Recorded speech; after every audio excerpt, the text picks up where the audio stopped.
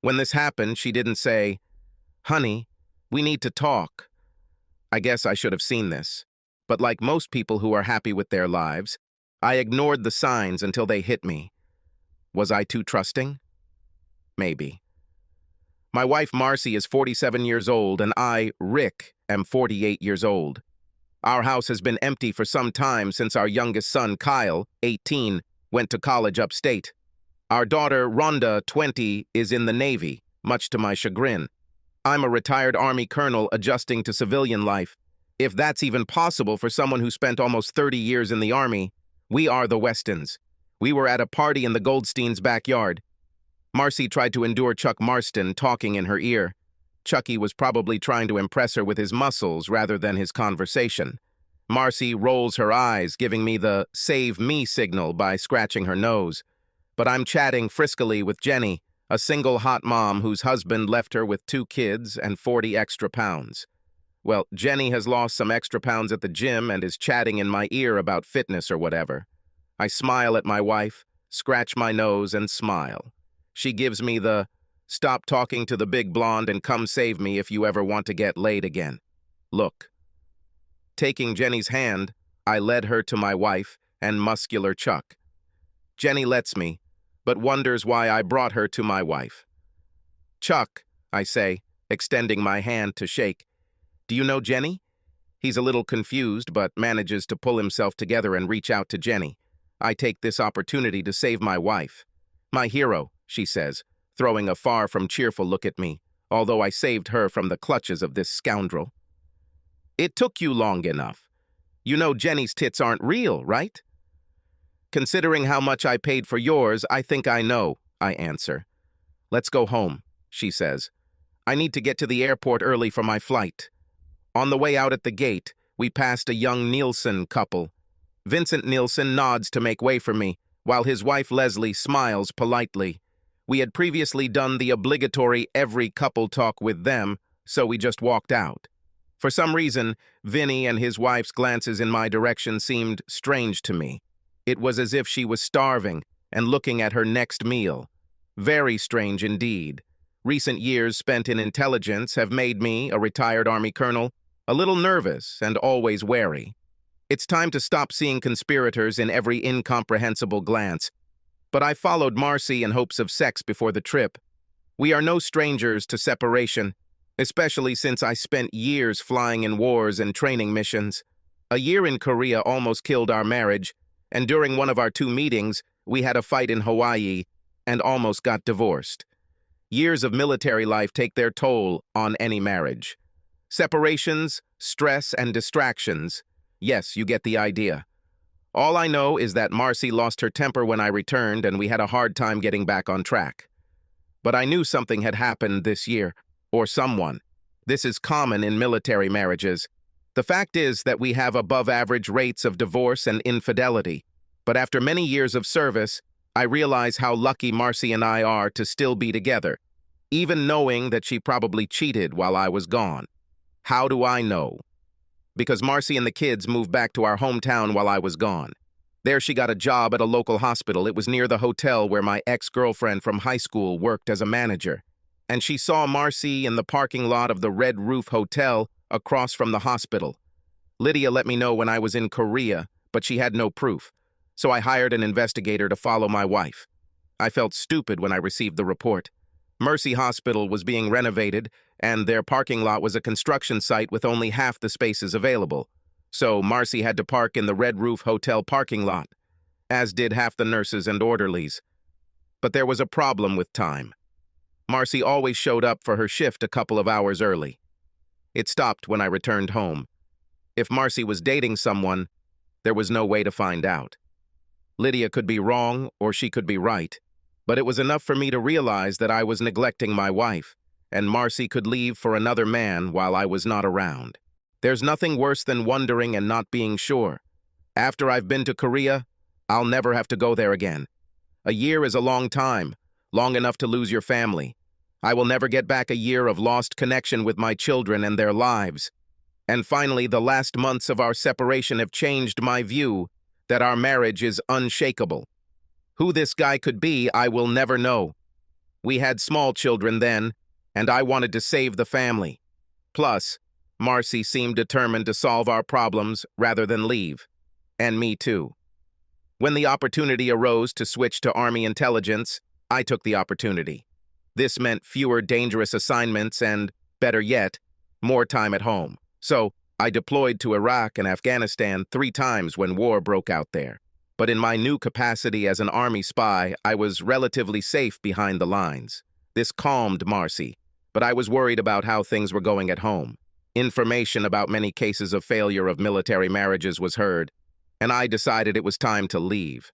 It hurt, but I realized that Marcy and I had almost lost each other and broken our family twice. The chances of our marriage surviving if I stayed for the general's stars, which might not happen, were slim. After I retired, my consulting job made me more money than if I had stayed and become a general.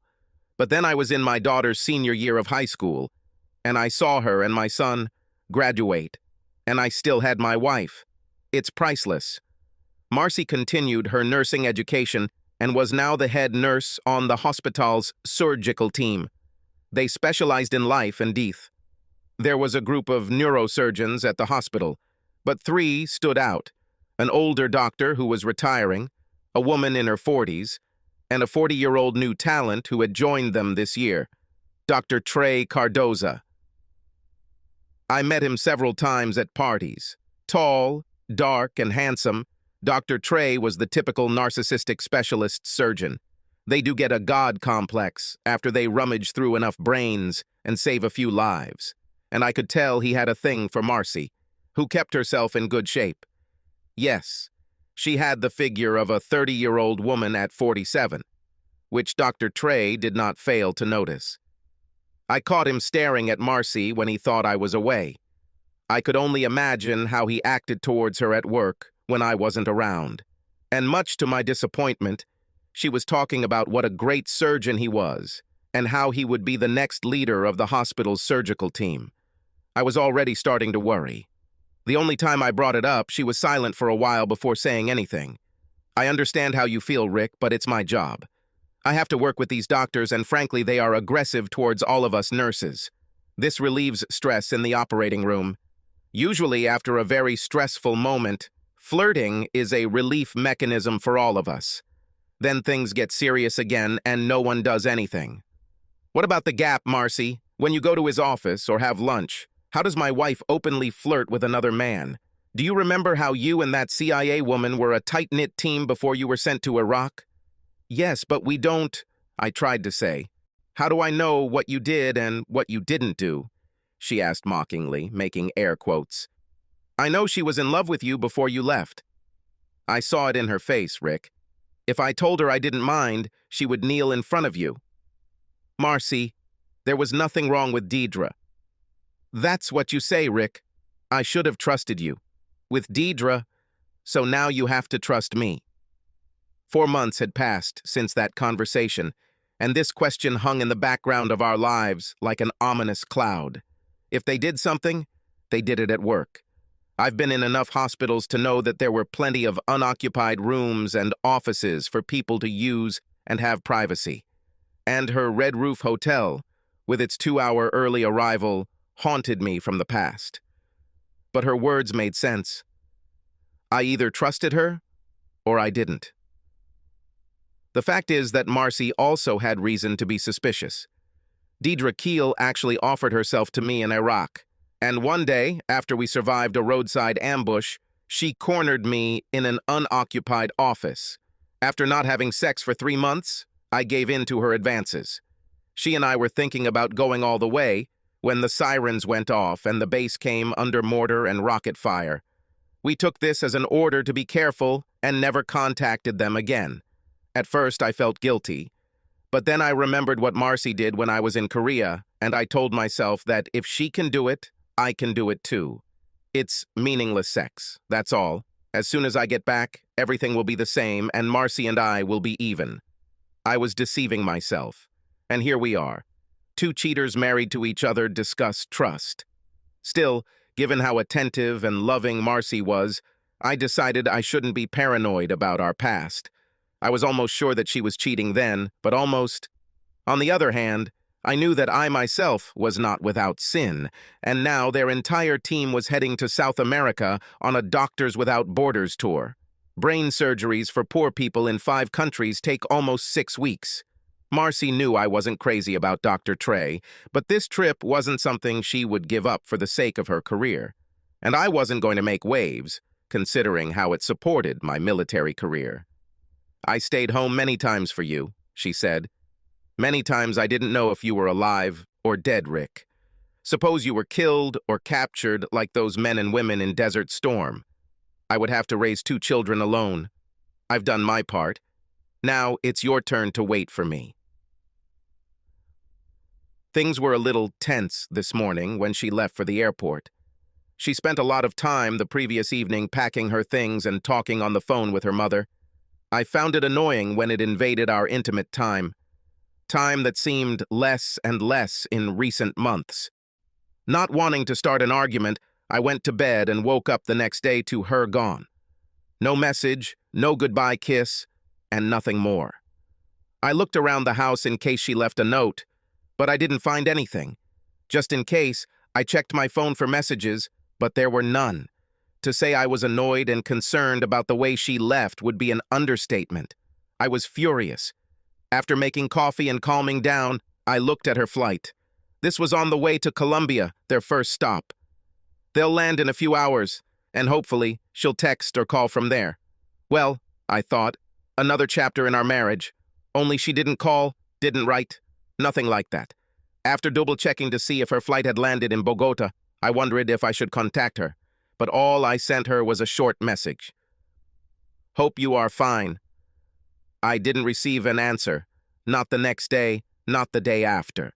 Running has always helped me focus when I'm stressed, and this time was no different. It took all my self-control to maintain an even pace, but my frustration and anger at my wife's silence made me run faster than usual. By the time I ran the last block, I was out of breath and gasping for air. "Rick, are you okay?" asked a familiar male voice. I looked up and saw Vincent Nielsen in the yard. Their house was right behind ours, with our backyard separated by a small fence and gate that we never locked. Immediately behind him, I saw his young wife, who was on her knees fiddling with a flower bed. "Nice ass," I thought as Vinny turned to look. "Nice view, huh?" he asked with a meaningful smile. I looked away from his wife's ass and simply nodded. It was a strange situation, but my mind was too busy to process it all. "Vince," I answered. "I'm tired after a run and I need a shower. See you another time, okay?" "Of course," he replied. "Leslie and I will be happy to invite you to our place. We can fry some steaks. Bring a 6-pack of beer or some wine if it makes you feel better." "Okay," I answered. "I will let you know." "You're welcome, Rick," said the young man with a strange, knowing smile. "Okay," I said and went to my door. After a shower and a cold drink, I looked around our empty house. The TV was humming while I waited for a call from my wife. It was already dark outside, and still no call, no text, no email from Marcy. I had enough and called her at the hotel. After checking the time, I realized that it was about 10 in the evening. They sent me to her room, but there was no answer. "Sorry, senor," said the manager in good but accented English. "Looks like there is no answer." "Who am I talking to?" "Pablo Espinosa, hotel manager at your service, sir. What's your name?" "Rick Weston." "Pablo, Mrs. Weston is my wife. I haven't been able to contact her since she left. Can you confirm that she checked into your hotel? Have you seen her?" "Yes, senor. Senora Weston has arrived along with all the other members of the medical team." I saw her earlier with them in the dining room. They returned from the hospital after surgery. They all looked tired. They ate and went upstairs. "Can you do me a favor, Pablo?" "Yes, sir." He was no longer so polite, but he tried. "What is Dr. Trey Cardoza's room number?" 514, senor. Do you want me to call him?" I winced when I saw that Marcy's number was 515 on the list. "Not now, Pablo." I managed to keep my cool. "One more thing. Help me, Pablo. And please call Mrs. Penny Washington's room. Penny Washington and Marcy were close. In fact, we went to dinner with her and her husband Josh last August. After some hesitation, Pablo replied, "Si, señor, please wait." And music began to play on the phone. "Hi, Rick," Penny replied. She knew it was me. I had a feeling that Pablo told her who was calling, or did she expect this from me? It looks like that was the case. "Hi, Penny," I said. "Sorry to bother you so late." "Don't worry about it," she said. "Why are you calling me? Is Josh okay?" Ignoring the question, I took a chance. "I'll get to the point. Where is my wife now?" And indeed, several seconds passed from my question to her answer. "Why are you asking me this?" she replied, as if irritated by me, but I could tell from her tone that she knew why. "Don't fool me, Penny," I replied. "My wife's room is next to Trey's, and she's not there, and I think you know why." "Rick, I think you need to talk to your wife," she replied, but I could have sworn I heard a man's voice ask, "Who is it?" "Maybe I should talk to your husband about the man in your room, Penny. You know, I have Josh's number. I wonder what he would think if you had a man in your room away from home." She didn't say anything, but covered the phone, and when she spoke again, it was just her. "Okay, Rick, please don't do this.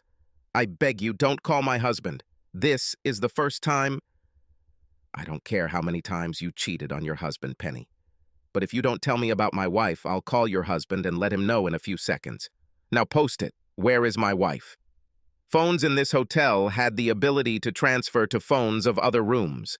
Penny didn't want to transfer me, but she was very cooperative with the threat to her marriage. At least I knew she didn't have time to warn my wife. The phone rang in room 514. "Penny, why are you calling us?" I heard Trey ask, thinking he was talking to Penny. "We? Who the hell were we?" But then I understood the essence of their trip. We were my wife and Trey. Penny had her "we" with some guy. It made me wonder how many people on the surgical team were using this trip as an extramarital sex excursion. "I don't want to ruin your evening, Trey," I said in a cold voice. "But this is Rick Weston, and I want to talk to my wife." It took him a few seconds to come to his senses. He then went into stupid mode. They all do it, especially the so-called smart ones. It's all about arrogance. "Why are you asking me?" he asked in a smug tone.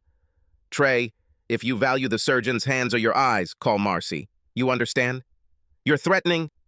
Pass the pink to my wife, you asshole." In the end, I lost my temper. Some noise was heard, similar to a struggle for the telephone. Then I heard my wife's voice. "Give me the phone, Trey." I heard her voice. I would say, "Good evening, Rick," but we both know that's not true at this point. "What are you doing in his room?" I asked, trying not to lose my composure. "Why didn't you call or answer my messages?" And again, "What are you doing in his room, Marcy? Are you having an affair with him?" She was silent for a second or two, and then addressed the asshole. "Trey, can you leave for a few minutes?" She told him before he grumbled something obscene. "Thank you, Trey." After that, for several long seconds, neither of us said a word. I tried to pull myself together. She spoke first. "Rick, I didn't think we'd have this conversation or that it would be tonight, but I think we should do it." I was silent. A trick I learned from investigators. Once criminals are caught, they want to confess or build up their defense. "Rick, I was a good wife, mother to our children, and everything I was supposed to be for us. I've done all this for years. Okay, I'll be back home in 6 weeks and we can talk about where we're going next. But please, just this once, this time away from you, give it to me. Just this once, if you don't mind." "If I don't mind?" I repeated, almost in shock. "Nerves. I plan to call you in a couple of days." After you and Trey had sex?" I snapped back. "How convenient. After you and Nielsen get together," Marcy answered. "Have you already talked to them?" "They invited me to dinner." "For what?" "This is more than dinner, Rick," Marcy said. "Leslie wants you. She wants you to rock her world." I talked to her about it, and it's okay if you do. I'm not exactly an angel here, either. Yes, I can say that, Marcy. 24 years of marriage, and this is how you check out. You didn't even have the decency to tell me, honey, we need to talk in person. Rick, all that could happen is to start an argument before I leave. You think so? I answered sarcastically. But then I could ask you to stay and not leave. I could stay, Rick, she said, her voice breaking. But I wanted it. I need this at least once in my life before I get old. I need this at least once to feel alive. Just one time to feel like a professional woman. On your own. Look, when you were in the army all those years, you were alone, and you were judged by your profession. I want the same. As for Trey, that's the icing on the cake, Rick. I do not love him. For God's sake, he's just a fuck toy. And I did leave Leslie for you, right? Other wives leave behind casserole. Did you leave me a woman? She chuckled nervously. What can I say? I take care of my husband. What the fuck, Marcy? Rick, she just turned 30. 30, Rock? You're 48. I'm giving you a 6-week hall pass with our 30-year-old roommate. Rick, how many women like Leslie are knocking on our door? So, you got me a woman while you deal with Dr. Trey. How thoughtful of you, Marcy. Sorry if I don't thank you. 6 weeks. 6 weeks and we'll be together again. I won't ask you what happened, and neither will you. Do you understand this? I understand everything, I answered. I love you, Rick. I heard her voice. I loved you too, Marcy. But now I'm not sure about that. I hung up, not wanting to prolong our pointless and painful conversation. The bell rang. I went to open the door to see Leslie. Good evening, Rick, she said with a dazzling smile. I noticed that she was alone, without her husband. Hi, Leslie, I answered nervously. My eyes looked at her because she looked amazing. Leslie wore minimal makeup, just enough to highlight her face, framed by medium to short-length blonde hair. Pink lipstick with matching eyeshadow, a floral print sundress enveloped her hourglass figure.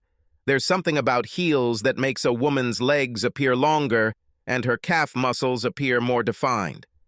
It was a young and healthy look that attracted me more than the slutty outfits that some women think turn men on. Are you going to let me in? She grinned, raising an eyebrow. Of course, I said, stepping aside so she could go into the kitchen. I stared at her body for so long that I didn't notice that she had brought a bottle of wine with her. She handed it to me and smiled. Red Moscato. How did she know I liked it? Then a light bulb came on above my head. Marcy. My wife told her what to bring. I was hoping you wanted company. I don't know how good company I'll be, Leslie, but I want to ask you something. Where is Vincent? I asked, refraining from calling him Vinny, as everyone in the area called him. He went out with his friends to play cards.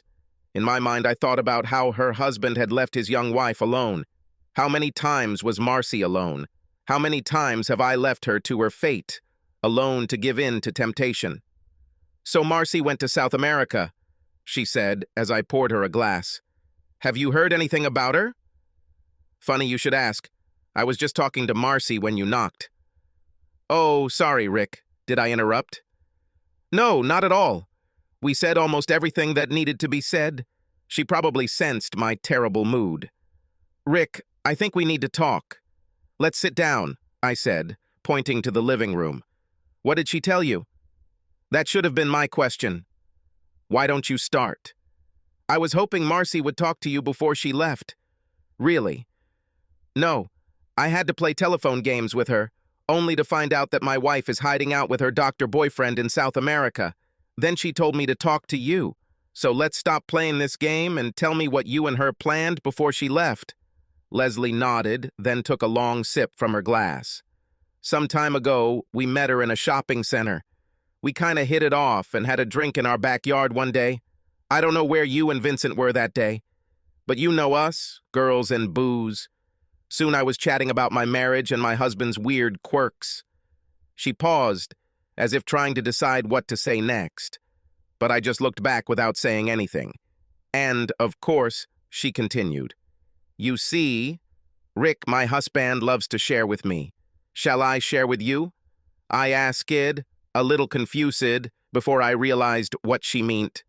"Oh, do you mean with other men?" she finished my sentence. "Exactly. Interesting," I managed to blurt out. "And as far as I understand, you told Marcy about this?" I was tipsy and... Rick, can I be honest? Certainly. I find you attractive. Don't get me wrong, but I like older men.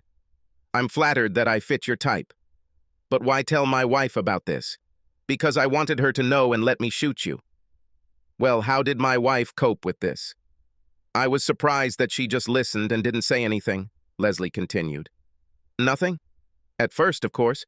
She was a little shocked at first, I think. She asked me to explain how this was happening between me and Vince. I explained, and she seemed to be thinking about something because her gaze clouded over. Well, Marcy never discussed this with me, I said. So, Marcy never talked to you about this? You know, about you and me? Actually, she dropped a bomb on me over the phone right when you arrived. Tonight? She seemed surprised. By phone? Wow. I took a sip, too, and nodded. Rick, you said you found out about her and her doctor friend this evening? I wouldn't call a man a gentleman who sleeps with another man's wife. I agree, she said. My husband shares with me, but I never act behind his back. So Vincent knows you're here? Certainly. My husband knew I liked you ever since you moved into our neighborhood. I haven't had a regular lover for a long time, and I was looking for him. Do you have regular boyfriends on the side? I only had one of these before. This went on for 2 years. But mostly we go out of town and meet men. Vincent finds them online, and we meet them for dinner or drinks. If I like them, we go to our room. What does Vincent do while you're with this guy? Well, Vince finds men on the internet who are willing to let him into the room. He likes to watch, but it's also safer. I think so, I replied, shaking my head. How long have you two been doing this? About 4 years, she answered casually, as if we were discussing gardening. So what about Marcy? Oh, yes. Marcy, she answered with a smile, crossing her legs. She came over a couple of weeks ago and said she agreed, but I would have to do it with you when she left the country with her surgical group. Did she tell you anything about what or who she would be doing while she was gone? No, but we are women. I had the feeling that she was compromising her conscience. What exactly? Well, she probably knew what she would do there. Allowing me to have access to you may have been something that eased her conscience. Leslie shook her head. Honestly, I wish she had talked to you beforehand. I don't like this cheating, sneaking. I didn't answer anything to this.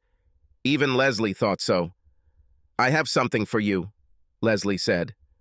The letter that Marcy left for me to give to you. Reaching into her purse, she pulled it out and handed it to me. Come on, read it. I'll go to the ladies' room. She made a gesture and facial expression as if asking which way. Further down the corridor to the right. Thank you. I'll be back soon, Leslie said, smiling and emptying her glass. The envelope was simple. There was only one word on it. Riku. Taking a deep breath, I opened it and began to read. Dear Rick, I'm a coward, and by the time you read this, you'll know that I'm breaking my vows with Trey. But before you pass judgment on me, think about you and Deirdre in Iraq. I have no proof, but I'm pretty sure you and her had sex in Iraq. You're a terrible liar, Rick. But then I'm no better. The first time Trey touched me, I didn't tell you. Maybe I should have done this. And perhaps I should have had an affair or affairs during all those years I was home alone and lonely while you were playing soldier. God knows, I've already suffered enough. Our kids needed 2 parents, Rick. I tried to be both mom and dad, but I'm not you. Only you are you. And I needed my husband's touch, damn it. But I resisted being pestered and remained faithful to you. God knows, it wasn't easy. Then you went to Iraq, and your dear Deidre Klein returned home before you. That bitch came to see me and smugly said she took care of you there, then left before I could ask what she meant. But when you came back, I knew exactly what she meant. Any doubts I had were cleared away when you turned away in shame, Rick. I know two wrongs don't make a right, Rick. I also know that there is a possibility that you didn't do anything to her. In that case, I'm the first cheater here with Trey. But I do not think so. I think you were the first to do it. Maybe you've done this before or not. It may or may not have been the first time. But I'm tired of being an obedient wife, waiting at home and chasing after my war hero. When Leslie told me she was in love with you, I talked to both her and Vincent about it. He admitted that he allows her to have men. They have an open marriage. It looks like it won't be on my conscience to break up their marriage, only that I cheated on you. So this is the essence of the situation we find ourselves in. I am going on this trip, and during my absence, I am not your wife, and you are not my husband. You have a 6-week gym pass, and I'm giving myself that too.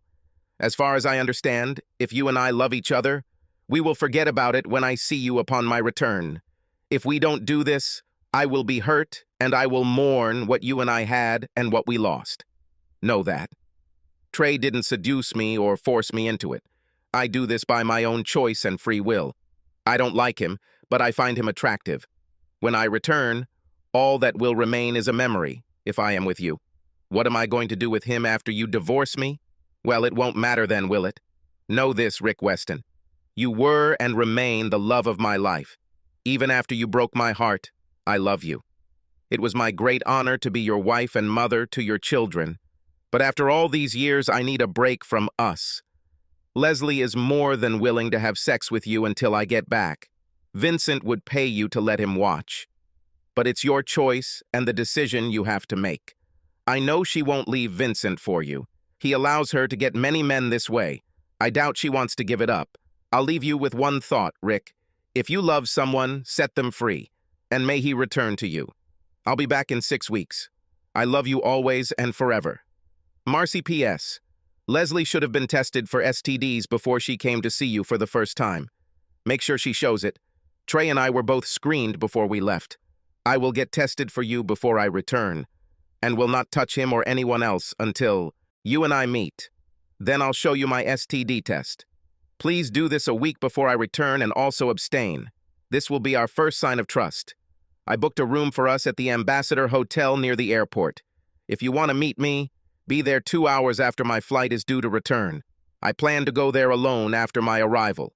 Please don't come to the airport when my flight lands. Please don't make a scene. Either take me back or leave. I plan to meet you at the hotel. I'll be waiting in the lobby. After finishing reading, I noticed Leslie pouring herself another glass. Are you okay? She asked. I will, I answered. She nodded and returned with a bottle and a filled glass. This time, sitting next to me, she refilled my glass and turned to look at me with her doe eyes. So, Rick, what do we do?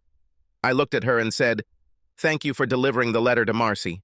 I hate what she wrote, but I really appreciate you giving me that letter. As for what we do nothing. I appreciate your offer, but I'm not like that. I won't deny that I'm attracted to you, but I won't be one of your lovers. I spent a lot of time in the army and overseas, but I was faithful to my wife with one very unfortunate mistake. I will not give Marcy free rein in what she has done and continues to do. With that, I stood up, took my glass of wine, and walked into the kitchen, pouring the wine into the sink. Leslie just looked at me, not moving. Honestly, I don't think she expected this answer. I think she was so used to having men at her beck and call, especially when she was proposing sex, that she was stunned and confused by my answer. When she continued to just sit there, I took the bottle of wine, inserted the cork, and handed it to her. Leslie, thank you again for delivering the letter to Marcy and for your offer. She finally understood what I was saying and what my actions meant. She stood up and walked towards me, trying her best to be seductive, but I had no desire to continue this conversation with her. She started to speak, but I cut her off before she could say a word. I am devastated by Marcy's actions. I'm asking to leave so I can understand what this means to me. With that, I led her out the door and handed her the remaining bottle of wine she had bought. Once outside the door, she turned and started talking again. But I slowly closed the door. To be honest, I wasn't trying to be rude, but I had no time for her. Having spent almost 30 years in the military, especially the last few years in intelligence, I had a lot of contacts and resources at my disposal. I also realized the mistakes I made with Marcy. First of all, I should have had a serious discussion with her about her actions while I was in Korea. Although she claimed to be faithful to me, I never discussed with her the issue of her showing up 2 hours early for her shift. I had to clear things up. Not knowing, of course, affected me more than I expected. Second, I had to be honest about my failure in Iraq. I guess I was too ashamed of what I did and I just couldn't be honest with her about it. I should have confessed to her as soon as I got back. Plus, now I found out that bitch, Deidre, already said something to Marcy, giving her a reason to start an affair with Trey. Marcy asked me this outright 4 months ago, and I continued to lie. As she wrote in her letter, Marcy was sure that I had lied to her about it. Third, I knew something was going on between her and Trey, but I didn't force the issue. This was mainly due to her asking me about Deirdre and the shame I felt about my actions. She was able to silence me by exploiting my inability to be honest with her. I took her letter and reread it. My first impression was that it was self-serving and full of her excuses for cheating.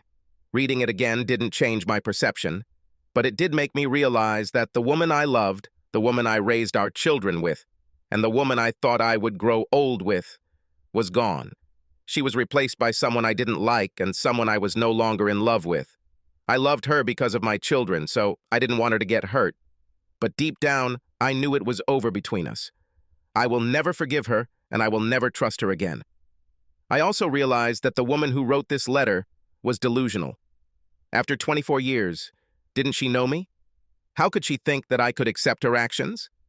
What struck me most, however, was her sense of self-worth. She truly believed that she deserved what she did. Her statement was complete crap. How can she claim that I am the love of her life? And then write, "But I am tired of being an obedient wife, waiting at home and chasing after my war hero." What a contradiction. While her entire letter infuriated me, one statement really angered me. Playing soldier. What the hell? Marcy knew who I was and what I did when we got married. It was no secret. It was a hard life, but we got through it together. Does she think I enjoyed being away from my family? Did she think I liked being in the field and training or actually being in combat? How about turning down the opportunity to become a general because I understood the pressure it would put on our marriage? How could she have thought that continuing this case would be something we could survive? To hell with it all. Plus, she apparently avoided the possibility of having sex before the trip to say goodbye. I think she wanted to be fresh for Dr. Trey. Her quiet and unnoticed departure to the airport and then her complete silence until I forced her, and I realized that this woman did not really love me as she claimed. She was so obsessed with her desire, her vacation from us, that she didn't care about me or my feelings. Moreover, she did not respect me. I thought what we had was priceless. I see no. She wants to take a break from us, and she will have such a vacation for the rest of her life. It's time to take action and move forward without her. Again, I have a ton of contacts, so it's time to put them to good use. The next morning I went for a run, had a good workout, had a good breakfast, and then called my office saying I was taking a few days off. Having witnessed several marriages fail while in the military, I had a good idea of what to expect and what I needed to do to end this dying marriage. My next step was to contact an old Army buddy, Jackson Steele, who had served in the Jaguar Corps but had retired to go into private practice. I told him what happened, what was currently happening, and what I wanted. He introduced me to a woman who he called the best divorce lawyer he knew. I called her office and made an appointment for the next day. I told her secretary what the meeting was for, and she emailed me a list of documents she wanted me to bring to the meeting.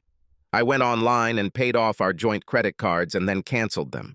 Marcy had a card in her name, so I knew I wouldn't inconvenience her. I then went to the bank and withdrew half the money from our savings and checking accounts, removing my name from them. I also removed all documents and items from our safe. Then I went to another bank and opened accounts in my name only. In addition, I have my own safe. After I left my new bank, I went to the HR department at my employer's office. I was a consultant, but I worked for a private company that had extensive contacts and contracts with the federal government. There, I changed my beneficiaries on my life insurance policy and 401k to children. I wanted to make sure that if something happened to me before the divorce was final, Marcy still wouldn't win. My next step was to call Jackson back. I told him to change my will to leave everything to the children. I have also appointed him as the executor of my estate. I was surprised that I was able to complete everything in one day. However, instead of resting, I went home and started packing. I was surprised at how many things no longer had any value to me. I think this was because many of the memories associated with these items were tainted by Marcy's actions. I left them for her. If she doesn't need them, she can get rid of them. The next day I met with Lisa Davis, the lawyer Jackson had recommended. She was a nice woman, and I was happy to have her as my lawyer. I had a feeling that she could be ruthless if necessary. I handed her all the documents I was asked to bring, as well as a copy of Marcy's letter. She went through everything, checked them out, put together a worksheet, and asked me questions about what I wanted to do with our shared property. I told her I wanted to sell the house and split the equity. If Marcy wanted, she could buy my share. I also wanted our joint investment account to be separate. In short, I did my best to be as fair as possible. I hated what Marcy did to us, but I didn't hate her. Lisa also asked me if I wanted to take any action against the hospital, or Trey. I told her that I was not interested in taking any legal action against anyone. Over the next few weeks, I rented an apartment and finished packing everything I wanted to take from the house. In the end, there really wasn't much. I did not take any furniture, dishes, or anything with me other than my personal clothing and mementos from my Army career. Lisa hired a company to document everything in the house and estimate its value. Again, I wanted a fair settlement. I also talked to my boss about taking on more out-of-town and overseas assignments. With my daughter in the Navy and my son in college, there was nothing keeping me here anymore. 4 weeks before Marcy's return, I prepared everything. The divorce papers just needed to be presented to her so that she could sign them. Everything I wanted was packed, put in the garage, and ready to move into my new apartment. I furnished it with furniture, provided it with food and all necessary utensils, and I took with me most of my clothes. I doubt my neighbors had any idea what was going on.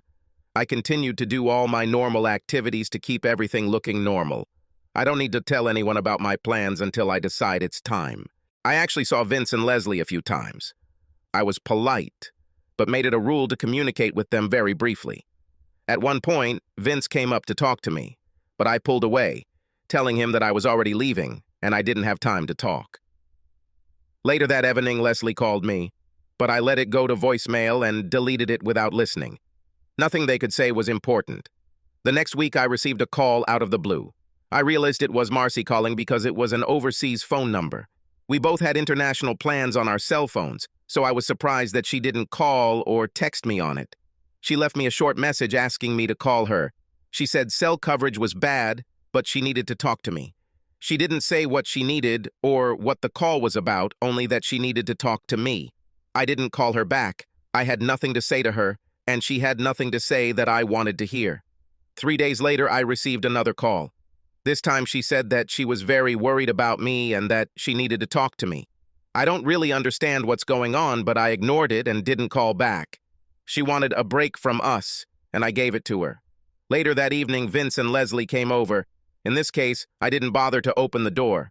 The next day, I waited until I figured out that most of the neighbors had gone to work and asked a small moving company to come to the house to pick up the boxes I had placed in the garage. It took me and 2 guys about 20 minutes to move everything from the garage to our truck. The rest of my toiletries and clothes were in my car. I moved out of the house. For the next week, I was out of town for work. I think my absence from the house was noticed. Leslie called me, but I just told her I was out of town. I let her know that I didn't have time to talk, so we didn't discuss anything else. All this time, I maintained contact with my children, parents, and relatives. They checked on me, knowing Marcy was out of the country, and just made sure I was okay. I made sure everyone knew I was okay. I received another call from Marcy, but I ignored it. I didn't even bother to listen to the voicemail she left. I realized that a lot of what I've written makes it seem like I was handling this in a very clinical manner. But I'm truly devastated by Marcy's actions. To tell the truth, I was completely crushed by her attitude. The shock and anger I felt after our phone conversation, when I learned about her affair, and then read the letter and reflected on her behavior, turned into deep sadness. I realized that she had changed a lot. Moreover, her cavalier attitude toward me and my feelings proved to me that she believed she deserved what she did, regardless of how it affected anyone else. While working in intelligence, I worked closely with special operators. I provided the information they used and needed to do their job. I had contacts and made friends with some very serious and intimidating men.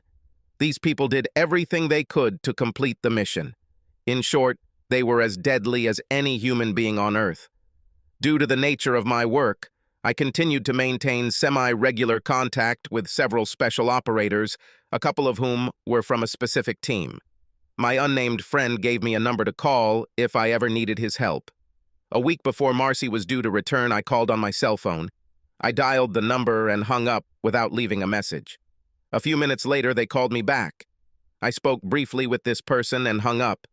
Later that day, I met this man at a small biker bar about 50 miles from my hometown. I gave him his name, photo, and address. I told him what I wanted to do. In parting, I told him, "It's a hospital, not a morgue." The day Marcy returned, I sent out an email to my entire family and a select number of friends. In it, I confessed to my only failure in Iraq and took responsibility for my failures. I have also included a copy of Marcy's letter. I wasn't going to go scorched earth, but I let everyone know that I filed for divorce and the reasons for it. Before I sent the letter out to everyone, I sent it to my kids first. Then I called them and explained everything that was happening. I didn't want to blindside them, but I felt they deserved to know the whole story. They were both heartbroken over the divorce and Marcy's actions. Rhonda was especially angry with her mother. "I can't believe that Mom turned into such a person," my daughter screamed into the phone. Then she quickly added, "What the hell is she thinking? She was a role model for me, and now she's showing her worst side." I started to answer her, but realized that she was simply running out of steam and ignored it. Instead, I told them both, "I love you and I understand how this affects both of you, but we will get through this. Honestly, I don't understand what your mother is doing, but there's nothing more I can say or do. I don't trust her anymore, and I won't accept what she did. She has shown herself to be an incredibly selfish person who doesn't really care what others think or feel. Because of her attitude and actions, I am leaving her to live the life she chose." I continued, "Kyle, what do you think? I think Mom has gone crazy. I can't think of any other reason why she would do this." We really had nothing more to say, so we said goodbye and hung up. My next calls were to my parents and relatives. Both sets of parents couldn't believe it, especially Marcy's parents. I could only point to Marcy's letter as evidence of her attitude and actions. Of course, both sets of parents wondered if I could go through with it and get through counseling. I told them that wouldn't happen. I felt sorry for Marcy's parents. They were good people, and I could tell they were deeply hurt by her actions. I made those calls from the airport, and shortly after that last call, I boarded a plane and left for an overseas assignment. I had to leave the country for the next 2 months. Marcy will not see me at the hotel tomorrow or any other day, as she had hoped. The next day, the surgical team returned to the airport. I don't think they expected the reception they received. Josh was there to meet Penny and immediately attacked her, demanding to know who she slept with. Damn it, I called him and told him everything. He had the right to know who he was married to. Several other members of the club, both husbands and wives, suffered similar treatment. Josh made it a point to call and tell everyone what he knew and did everything he could to find out who Penny was sleeping with. Judging by the live feed that was given to me at my request, it was a pretty shitty show. Dr. Trey did his best to avoid all of this, but it seems his girlfriend didn't like Marcy sleeping with him during their trip. She hit them both and had to be physically restrained from doing anything else. In addition, several hospital staff and several representatives of Doctors Without Borders were there to find out what happened during the trip. Josh, of course, did everything he could to damage the reputation of the hospital and their organization. His threatened lawsuits have certainly attracted attention. It took about 10 minutes for everything to calm down. This was largely due to the arrival of the police and the separation of many of the greeters from the returning team. Hospital administrators pulled the team aside and told them to be at the hospital in the morning for a full briefing. They were told that their further work depended on the result. Around this time, a man dressed as a limousine driver approached Marcie and asked, "Are you Marcie Weston?" She had a confused look on her face and answered with a simple, "Yes." He handed her a large manila envelope and said, "You have been served. Besides, Colonel Weston had a message for you. You are free." With these words, the man left a very shocked and surprised Marcie. I turned off the live stream I was watching and moved on with my life. However, this is not the end of this little story. Later that evening, Dr. Trey returned home, tired, and more than a little angry about the events at the airport. He didn't like it when his affair with a member of the surgical team was put on public display. His evening was about to get worse. Much, much worse. Dr. Trey was the victim of a home invasion robbery. The last thing he remembered was shock when he crossed the threshold of his house. He woke up a few days later in the hospital. His nose was broken. His left orbital bone was broken. He lost several teeth, and the fingers on his left hand were broken with his index finger and thumb crushed. His right elbow and right hand were broken, and all the fingers and thumb on his right hand were crushed. Dr. Trey's house was trashed, and a message was spray-painted on a blank wall. "Don't mess with married women." Subscribe to our channel so that your second chaff doesn't cheat on you, and go ahead and listen to the next story, because this story is nothing compared to the next one.